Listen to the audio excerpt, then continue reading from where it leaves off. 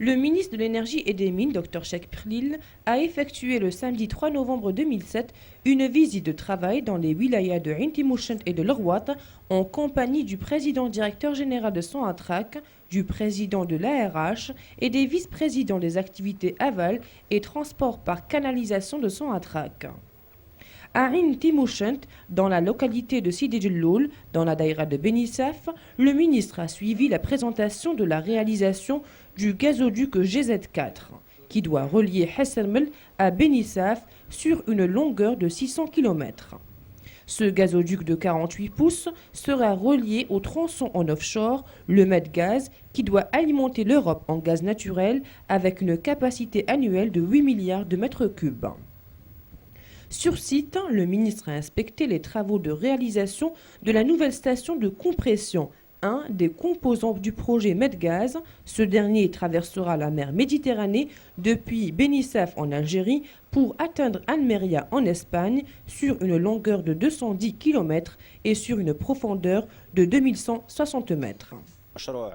راه يعني يكمل في الوقت المحدد يعني في جويلية 2009.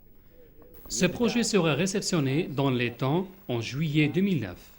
La livraison du gaz vers l'Espagne atteindra 8 milliards de mètres cubes, dont 5 milliards de mètres cubes par le biais des sociétés espagnoles et françaises du groupe Medgaz, et 3 milliards de mètres cubes commercialisés par Sonatrach, directement sur le marché espagnol sans aucune contrainte. سوقها سوناتراك مباشرة في السوق الإسباني ما فيه أي مشكل في هذا المجال الآن.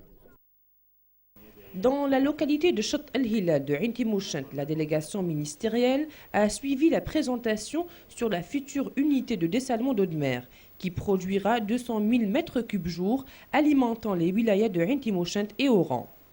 Cette unité, qui est réalisée par le partenaire espagnol Lleida, comprendra des bâtiments de captage, des bâtiments de production, un réseau de distribution d'eau dessalée et des filtrages de sable et d'anthracite. Elle sera mise en service la mi-décembre 2008. Sur chantier, le ministre s'est informé sur le taux d'avancement des travaux qui est de 35% et a inspecté les différentes réalisations en cours. L'unité qui sera exploitée par le partenaire espagnol durant